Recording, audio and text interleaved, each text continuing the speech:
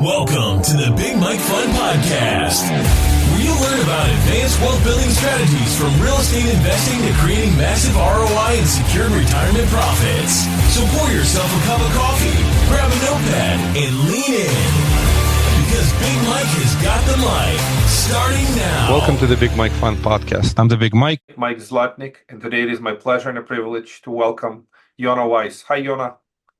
Hey, Big Mike. Thanks for having me on the show. Thank you very much for coming on the podcast.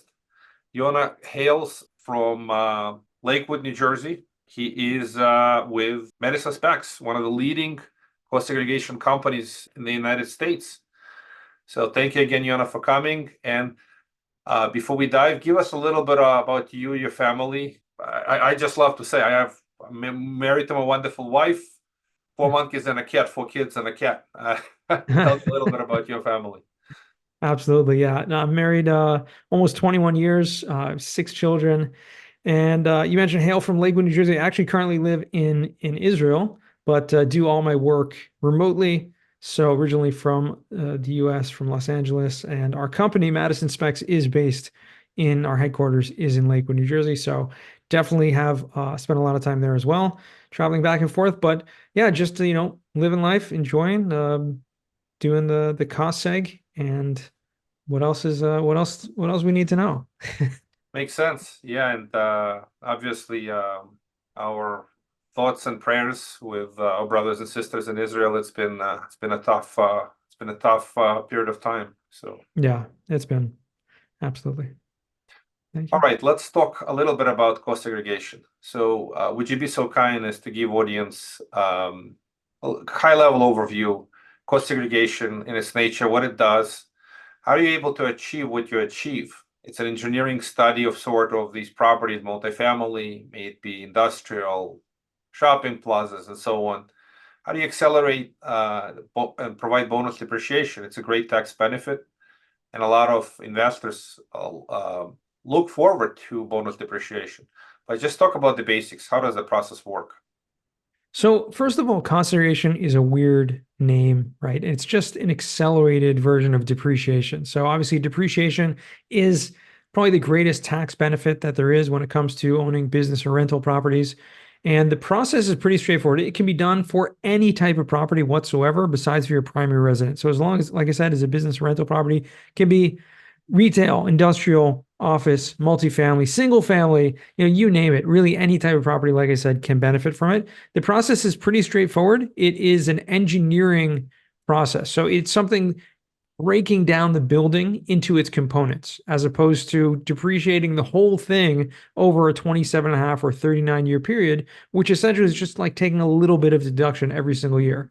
The amazing thing is that you can literally write off the whole value of your property, but it takes a long time, right? A little bit every year. So the benefit of cost segregation is taking that pool of potential deductions and taking a big chunk of them in the first year or the first few years. So we're accelerating depreciation and pulling from that pool of potential deductions to create more cash flow during the earlier years of ownership.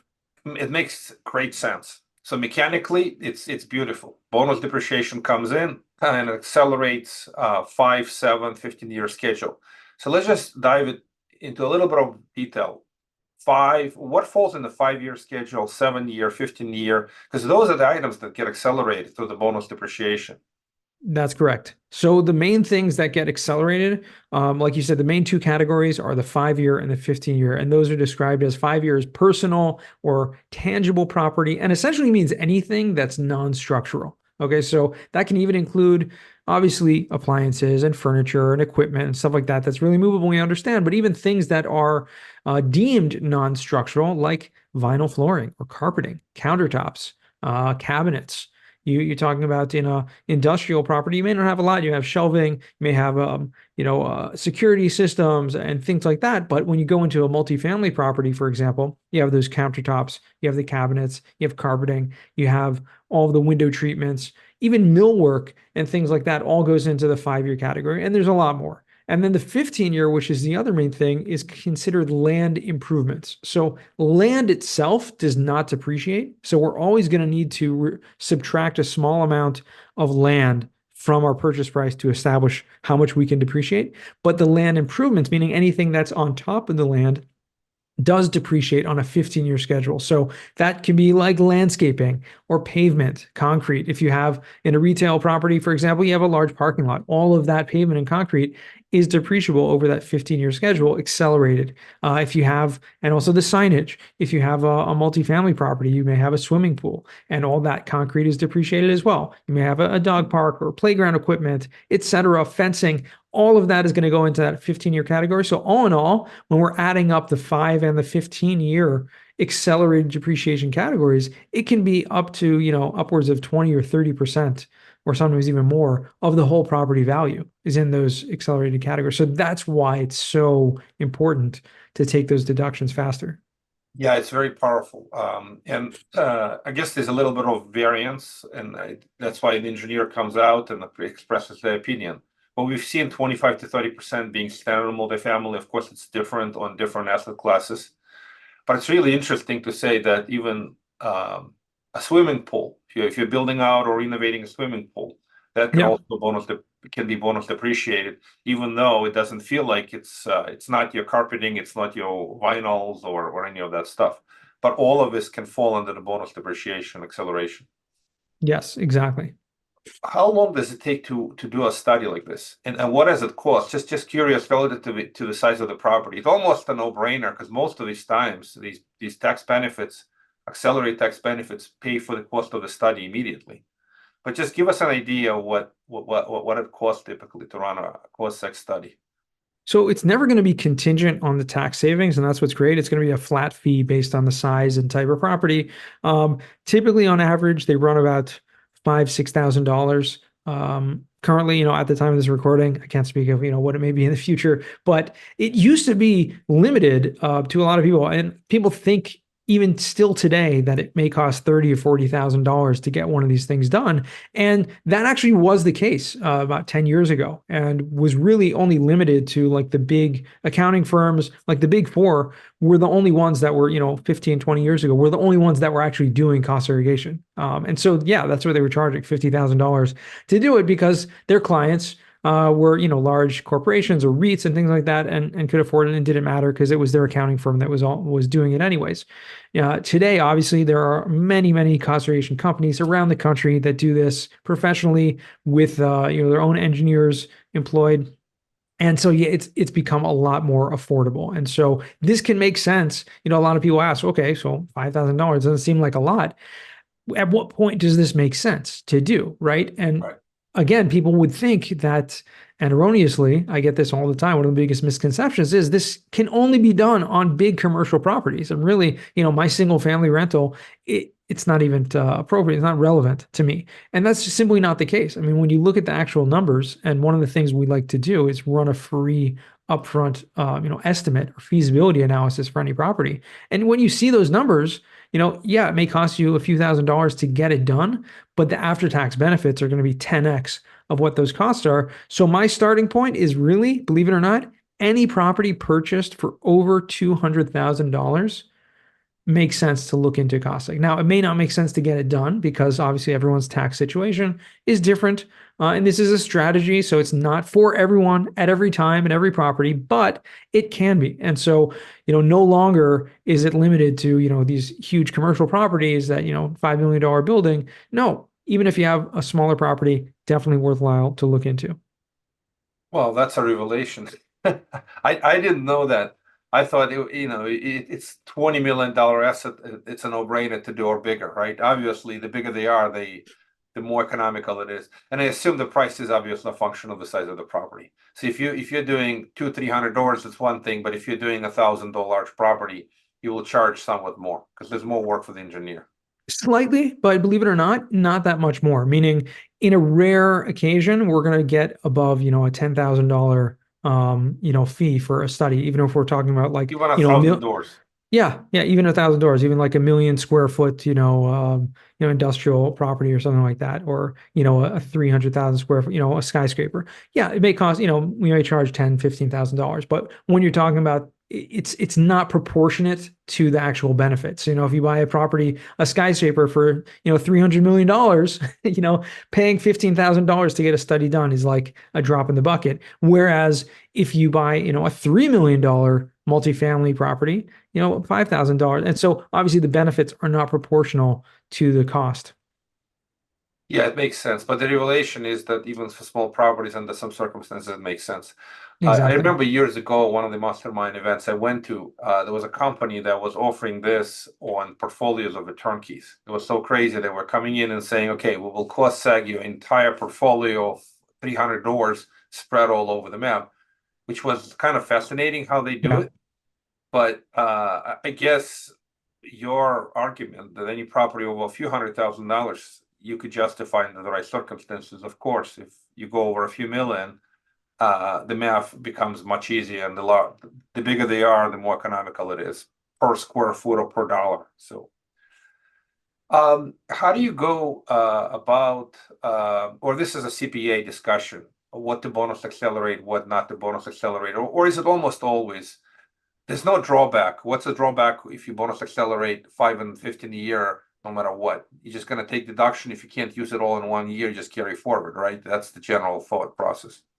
Correct. Yeah. Any additional deductions that you can't use in the current year will be carried forward. You can use in future years. And so it's usually going to be beneficial. Now, you talk about bonus depreciation. It's slightly different than the cost segregation itself, in that there was a rule passed a few years ago where you're able to take all those accelerated deductions in the first year. That's called bonus depreciation. So once you do a cost segregation study and identify the 5-year and the 15-year assets like we talked about before, personal property or land improvements, you're actually able to take 100% of those deductions in the first year. And so that was called 100% bonus depreciation. It's subsequently been phased down to 80% during 2023 acquisitions. In 2024, it's gone down to 60% bonus, meaning you can take 60% of those accelerated deductions in the first year. And I know we talked about it a little before the show. There's currently a bill in Congress, in the Senate, to be passed to reinstate it back to 100% bonus depreciation.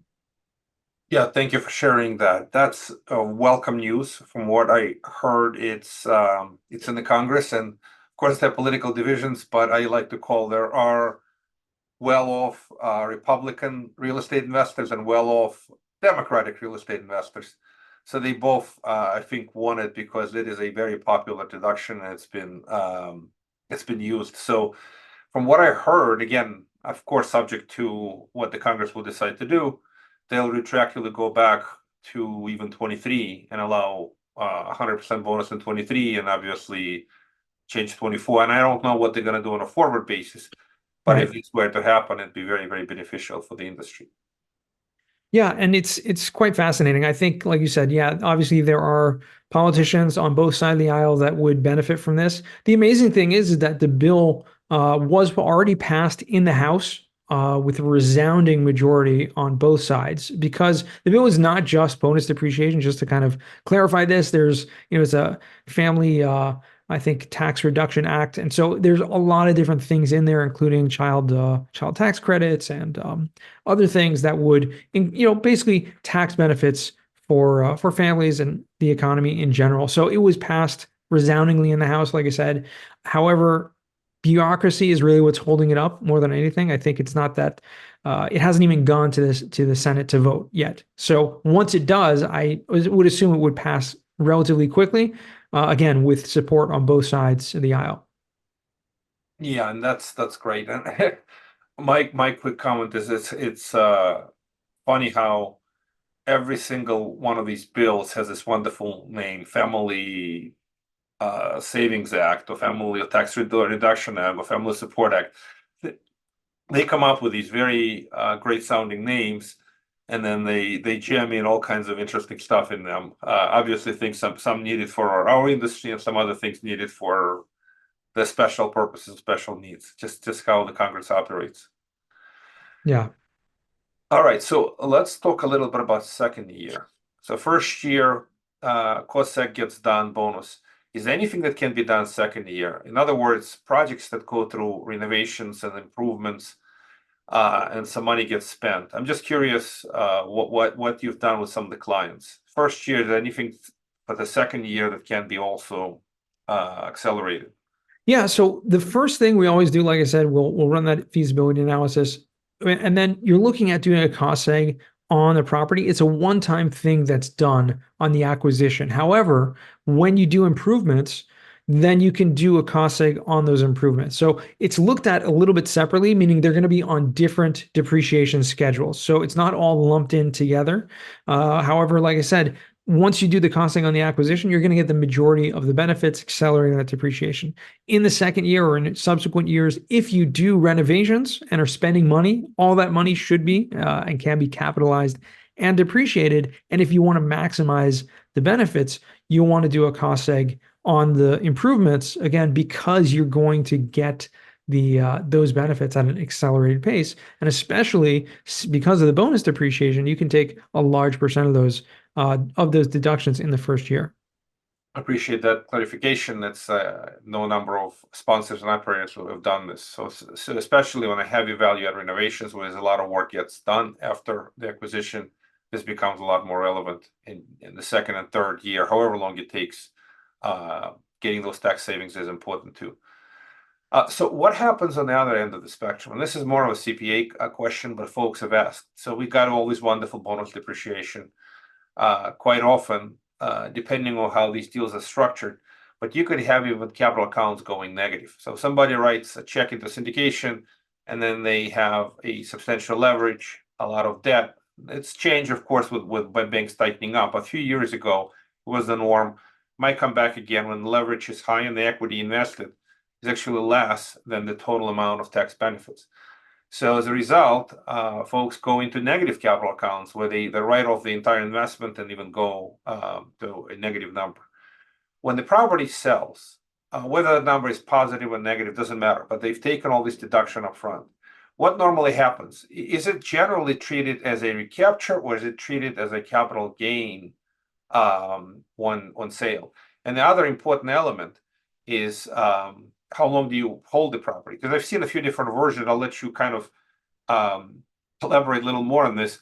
But imagine a flavors where a property is owned for at least 3 years. There were heavy value add renovations after acquisition, and all these depreciated items have been replaced.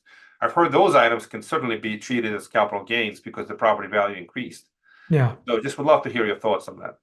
Yeah, I mean, it is a little bit complicated. Obviously, we're getting into the weeds a little bit here, but yeah, anytime you sell a property, you're going to have a recapture tax, which is essentially treated like a capital gain. However, it's taxed on 3 different schedules, right? 3 different rates that is taxed at, because there are different components in the property that are going to be recaptured at different rates. Now, recapture doesn't mean that you're paying back the depreciation. It's a common misnomer. We get a lot. People say, "Oh, you take this depreciation, it's going to be quote unquote recaptured," meaning I'm going to have to pay it all back. No, you're going to be taxed on that amount, and it's similar to a capital gain. However, like you said, there are strategies that can be done to actually reduce that capital gain or that gain or that recapture tax. And one of the most common is something called a partial asset disposition, which means once you've done a cost seg and you've allocated the different components to these different, 5-year, 15-year, let's say, you have the carpet, right? The carpeting in the building, let's say it's worth $10,000. Okay. Now I've allocated $10,000 to that on a 5-year schedule.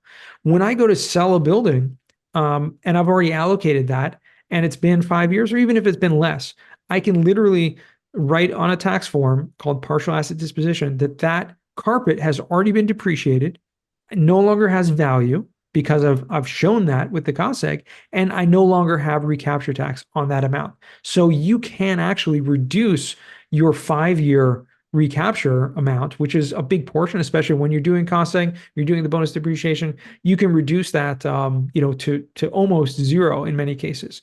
So it is something that has to be looked at. And obviously, if you are doing improvements, similarly, if you are replacing carpeting, a few years down, you're going to write off the value of the carpet that you originally cost segregated. And so you no longer have the recapture on that, et cetera. There are a few different ways to reduce this tax, or even defer it, like a 1031 exchange can defer that capital gain, can defer that that recapture tax as well.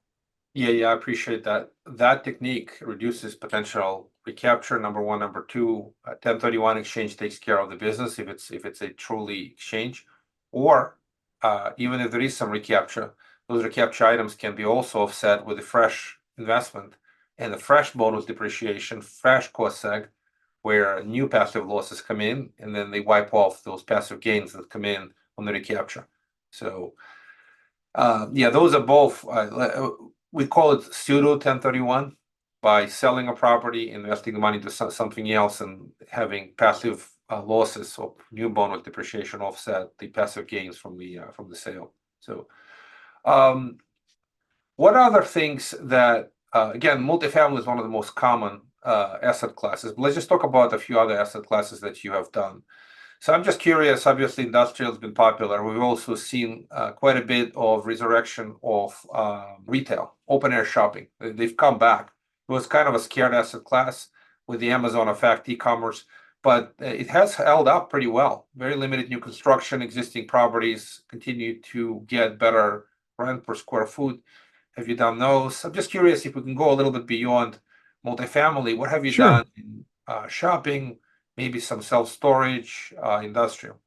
Yeah, I mean, all of the above are amazing asset classes. I think, we're the biggest national cost seg company, so we're doing thousands of these a year, every single type of property. I think one that gets overlooked a lot is self-storage, because people think of it, okay, similar to like a warehouse where you would think there's really not much in there. Well, when it comes to storage, sure, there are differences in types of self-storage buildings. So if you're talking about like a block, building, there's not going to be much there. But if you're dealing with kind of an open area self-storage property where there's a lot of land improvements, a lot of pavement, like we talked about before, all that goes in the 15-year category, there's a lot there, as well as when there's climate control, where a lot of obviously new development and newer self-storage facilities have the climate control. That's actually a big factor and goes into the 5-year. All the HVAC units there go into the 5-year category, and therefore it's going to be a big amount is going to be going to the faster depreciation rates, upwards of sometimes 35 or 40% of the total purchase price is going to go into the accelerated depreciation categories with cost seg. Another category, type of property that's gotten a lot of traction over the past few years, and believe it or not, we talked about, size and types of properties, is short-term rentals, right? Single family properties where, different from long-term rentals for a couple of reasons, right? Long-term single family properties typically aren't the best for cost seg for a couple of reasons. But one reason is with a short-term rental, you typically own all of the furniture and all of the appliances and all the amenities. And so that can add up to a lot. Whereas in a long-term rental, you may not own that. The tenant may own all of that stuff. So there's going to be less benefit there on the 5-year category. The second thing is there's actually a different rule in the tax code when it comes to short-term rentals and the passive loss rules. Typically speaking, if you own a rental property, any income that's coming from that rental property is considered passive income and depreciation and cost seg can only be used to offset your passive income. Okay. Unless there's a couple exceptions to the rule. If you're a real estate professional, if your full-time job is in real estate, then you can use those passive losses, those deductions against your active income, anything like that. Short-term rentals, believe it or not, have a totally different rule. And therefore, if you self-manage a short-term rental, and that's an important factor here, self-managing and materially participating in that, you no longer have that passive loss limitation, meaning you can use cost seg to offset your W-2 income, which is not the case with any other type of real estate. And so it's a big asset class that's gotten a lot of attention because of that rule. That's fascinating. So appreciate that explanation. I didn't know that. I learned something on the call. But the short-term income from the short-term rentals, obviously material participation and self-management, classifies this as an active income or loss if you cost seg the property. And then you can offset it against your current income without being a real estate professional. Is that what you're saying? Yeah, exactly. And that's the most amazing thing. Typically you have people, it's limited. Cost seg is beneficial for real estate professionals, right? But not necessarily for someone who's not. And short-term rentals is beneficial even if you're not a real estate professional. As if you own I guess it's considered to be an active business. That's I guess Correct. that's why it's falling into that category, that you own a business, so it'll show up as business loss, the results of the cost seg. Exactly. Also, like car washes too. Car washes are also another case where it's like that. It's like a business. Interesting. Yeah, that's very powerful. And these businesses, well, these are real estate investments, are partially active businesses. It's kind of funny. Real estate, in general, is passive, and with exception of real estate that is, let's just call them semi-active, like you're saying, short-term rentals, car washes. What about senior living? I've heard of are those falling into the same category, assisted living, senior living? It can be, yeah, it can be an active business in that regard as well. Obviously, there's a lot of factors involved, but make sure, and we probably should have said this at the beginning, right? This is not legal advice or tax advice, right? Make Talk sure to your to CPA, discuss full this. disclaimer, consult with your attorney, CPA professional. Exactly. Yeah, that's very powerful. Really, really great podcast. A couple of final thoughts. Anything else? Anything you want to share? Any sort of good book that folks should read? Or at the end of the day, if they have a project, any real estate, you said it's down to a couple $100,000, worth Mhm. having a conversation with you to see if this is a good match. And obviously, if it is, they should check with their CPA. Some are no-brainer projects, and some are borderline, and that's where it's worth to chat. Yeah, absolutely. I would say one thing, I just mentioned another thing that often gets overlooked is people think that you can only do this in the first year. And this is actually something that you can do a cost segregation on a property that you've owned for a number of years, and you don't have to go back and amend your tax return. And so that's another huge benefit about this is that it's a strategy that can be used at any time that is best for you. That's very powerful. You can wake up one day not knowing that you could have done it, and just do it today, and basically take advantage of the opportunity. It's kind of very, very powerful. Yeah. Appreciate the sharing. What's the best way for folks to reach out to you? Is there a good website, email? How do folks reach out to have the conversation, to ask about their project, and to learn what you can do for them? Yeah, I mean, you can go to yonahweiss.com. That's my personal website. You can also find me on all the social media platforms. Just my name, Yonah Weiss. Like we mentioned, Madison Specs, the biggest national cost seg company working for. And yeah, check us out anywhere you find us. Thank you, Yonah. I appreciate your wisdom. Thank you for coming on a podcast and sharing, and much appreciated. My pleasure, Big Mike. Thanks so much. Thank you for listening to the Big Mike Fund Podcast. To receive your copy of Mike's How to Choose a Smart Real Estate Fund book, head to BigMikeFund.com or visit Amazon and type Mike's slot name. Keep listening and keep investing Big Mike style. See you on the next episode.